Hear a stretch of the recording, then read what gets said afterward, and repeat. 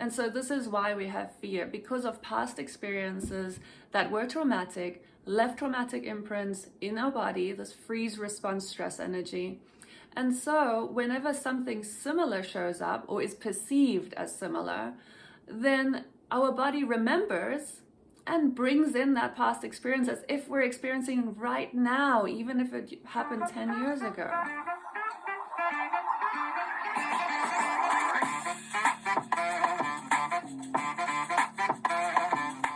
Hello and welcome back to the channel. My name is Maya, and I not only help you heal from your past trauma, but I also help you move into experiences that you so deeply deserve and can have. So today I want to talk about fear. And fear is a really big topic. So many people are experiencing it every single day, if not every single moment of every day. Why we feel this fear, which can also show up as anxiety and various different variations. But it boils down to fear. And so I'll just call it fear today. And why we feel this, why is it showing up, why are we feeling it all the time, and what can we do about it? Because fear does not help us move forward. In fact, it keeps us stuck and frozen and small, so that we actually don't move forward, we don't take the action that'll benefit us and help us move into a life that we actually really enjoy and that is fun and exciting. But you know, if we feel so much fear, we're not going to get there, because when we feel fear, we actually make choices in fear. And when we make choices in fear, it amplifies that. So fear begets fear. We make choices in fear, we get more fear. That's one of the laws of the universe.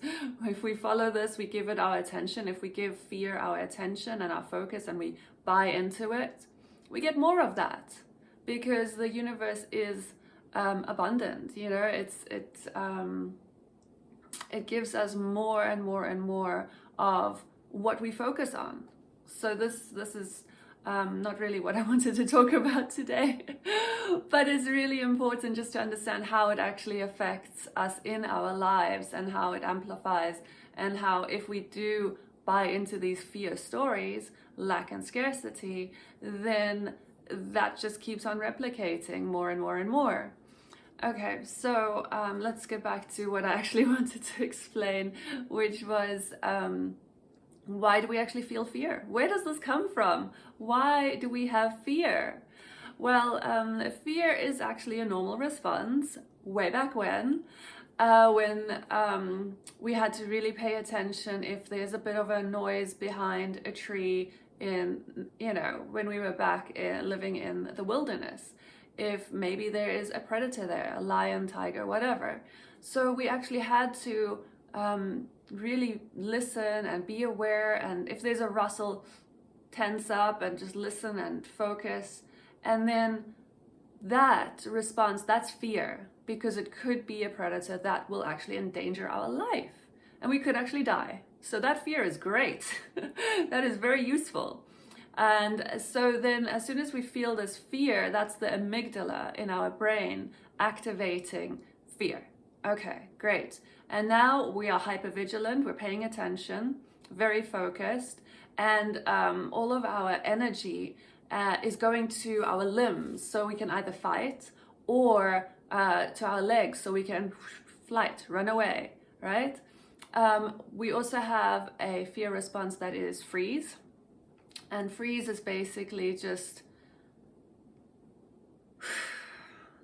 being overwhelmed, not knowing what to do, and we are like a deer in headlights. And deer in headlights is a very appropriate expression, because we are as frozen, we don't move, and that is actually a pretty big problem. Not for animals, because they know how to get rid of that fear energy that got stuck in their body through a freeze response. So you might have seen or heard about stories where animals will go into a freeze response, like a deer in headlights, and then it doesn't get hit by the car, you know, the car stops. And then you will see after a while the deer coming out of freeze and then shaking off this fear energy. It releases that fear energy out of its system by shaking. That is so incredible to notice.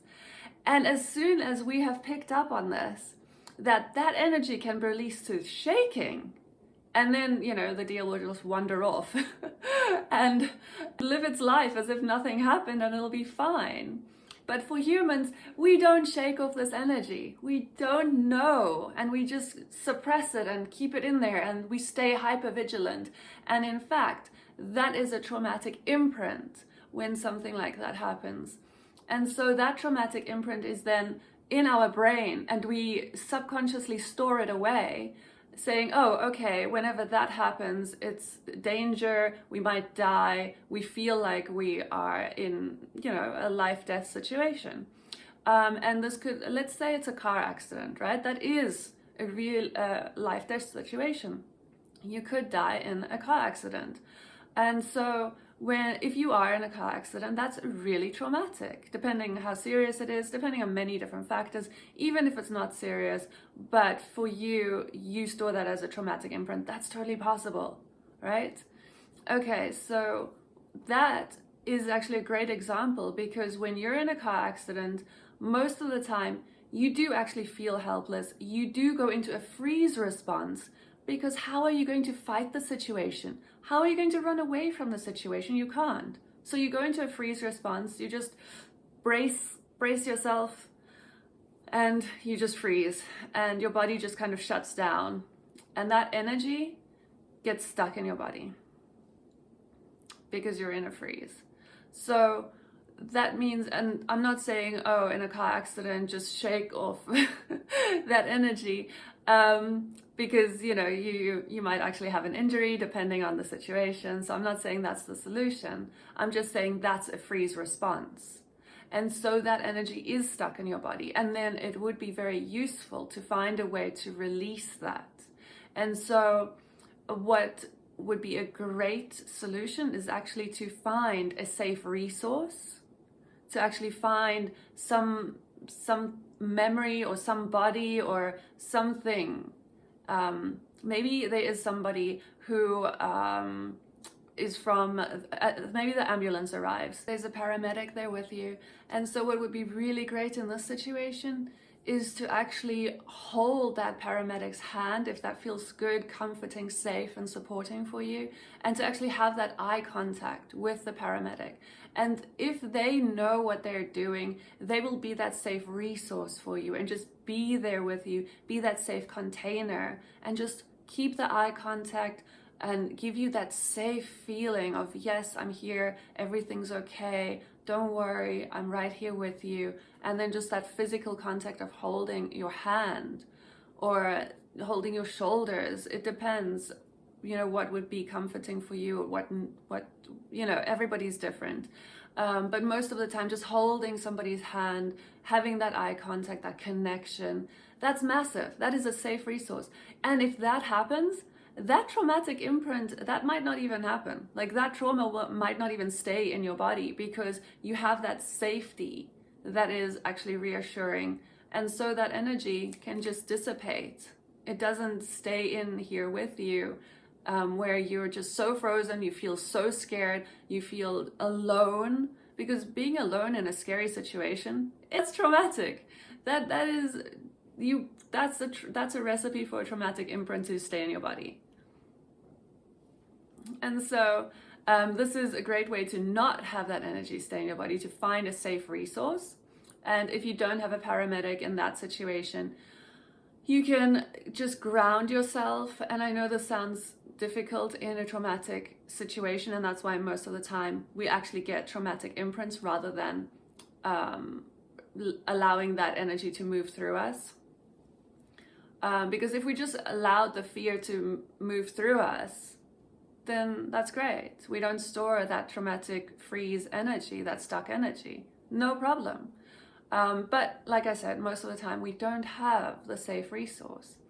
But with this knowledge, you could, in an overwhelming, challenging, scary situation, you could bring in a safe resource in your mind. It's not a physical person or anything around you. You can just ground yourself. You can bring in a higher energy, maybe you know, your higher self, maybe a higher power, and just feel that safe container around you, that beautiful energy. Because we are in an energetic world, and so if you just bring in this beautiful, safe energy that will hold you, right? It doesn't need to be a physical thing. It can be an energetic sensation. It's all about how you feel. Here's my cat. My cat's coming to say hi. You want to say hi? Okay. There's Smudgy. Hello. Hello, cat. You're famous. Hello. Yeah, famous. There you go. All right. Okay, so now that is a little bit about fear and how you can allow those energies to move through you. And unfortunately this video is getting a little long now, so let's see how I can get back to the topic and be a little bit more concise. Okay, and I also wanted to share a little something from Michael Singer. If you follow him, you might have heard his expression, relax and release. And so that's very important, and it ties into somatic practices, because when you relax your body, it cannot hold on to this energy, this freeze response. It can't hold on to it because you're relaxing. And when you relax, the body allows energies just to flow through. And that is the key, because we don't want to keep the stuck, scary freeze energy in our body. It doesn't help us. In fact, what it does, and this will probably be good to talk about, if you keep this frozen energy inside of you, the stuck, negative freeze response, this traumatic imprint, if you keep that in you, you freeze up and you don't let the energy move through. What it does is it causes your body to be programmed to always be hypervigilant about that potential situation. So for example, if you had this car accident, it's very likely that you will be hypersensitive to tires screeching. You're not even in a car, but you hear tires screeching. Watch your body. Your body will tense up. You will feel a tense sensation throughout your body if you have a past traumatic experience with car accidents, because you haven't released that energy. Because tires screeching in the distance, it's not a life or death situation for you. It's not. So why would your body suddenly bring in this stress, fear experience? And so this is why we have fear, because of past experiences that were traumatic, left traumatic imprints in our body, this freeze response stress energy. And so whenever something similar shows up or is perceived as similar, then our body remembers and brings in that past experience as if we're experiencing right now, even if it happened 10 years ago. So that is why we have fear, because we've had past bad experiences, traumatic experiences, and they got stuck in our body and we didn't release them. And so now these patterns, they keep on showing up because these energies want to be released. They don't belong in our body. It's not healthy because it causes hypervigilance and maladaptive responses to our current environment, because it's responding to a past experience. Our body is responding to the past experience in the current moment because we have those past traumatic experiences stuck in our body. Okay, and this is why we keep on attracting these patterns to show us these bad experiences in a similar way in our current reality, so that we can feel those same feelings again and then release that energy, because it triggers us, right? It triggers us. Every single trigger is an opportunity to release a stuck energy. That's why we're getting triggered. That's why triggers exist. If we didn't have any traumatic stuck energy in our body, we would not get triggered. Triggers would not exist. We would just living a peaceful life. No triggers whatsoever. We wouldn't walk on eggshells. We wouldn't be hypervigilant. We wouldn't procrastinate. We wouldn't be perfectionists. We would just live a very happy, comfortable, relaxed, peaceful life. But we do have triggers, and we are hypervigilant, and we do walk on eggshells sometimes. And that means We have traumatic energy imprints stuck in our body. And so we get to notice, oh, am I walking on eggshells here? Well, how interesting. Maybe that's an opportunity to see what sort of trauma I have in that respect, and if it's ready to be released. And then how to release it through somatic practices, which again, I'll go through in future videos. And do what Michael Singer does, you know, or suggests, relax and release. I know it sounds overly simplistic, but essentially that is fantastic. It's fantastic to not store those negative energies in your body, right? So when possible, when you're in a scary situation, just relax. But somatic practices are a little bit more intricate, and I will go through that in the future videos. And another really important thing you can do when you are feeling triggered, just notice. Because awareness, like I've said before, and if you've seen my previous videos, awareness is such a big deal. It's like doing 90% of the work already. As soon as you notice that you're triggered and you recognize it without judgment, you know, without beating yourself up. Oh, why are you reacting to the situation like this? And then really being upset with yourself. Don't do that. Because that's not helpful. That's not helpful. But rather noticing, oh, I've got a trigger. How fascinating. This is great. What a great opportunity. I'm so grateful. Oh, thank you. Thank you, buddy, for showing me this trigger and showing me that it is time for it to come up and be released, be validated, recognized, and allowed. Because as soon as you allow it, you relax and you just like, oh, okay. This is okay. This is okay. This is fine. It's there for a reason. It's there for a reason. So, and when you notice that you're getting triggered, you can also bring in this saying that I find very useful. If it is hysterical, it's historical. So if you're currently responding to a situation in a hysterical way, it's a little bit over the top for the current situation, then it's historical. That's the trauma imprint. So that's how you can notice. And as soon as you've noticed, you're halfway there. That is just the best gift, to actually notice where you're being triggered and then approach it without judgment, but rather with compassion and care, because that is a wound where you've been hurt previously and it needs some attention. Okay. I hope you've enjoyed this video. I hope it's been useful, helpful in some sort of way. And if you've enjoyed it, then I look forward to seeing you next time. Bye-bye.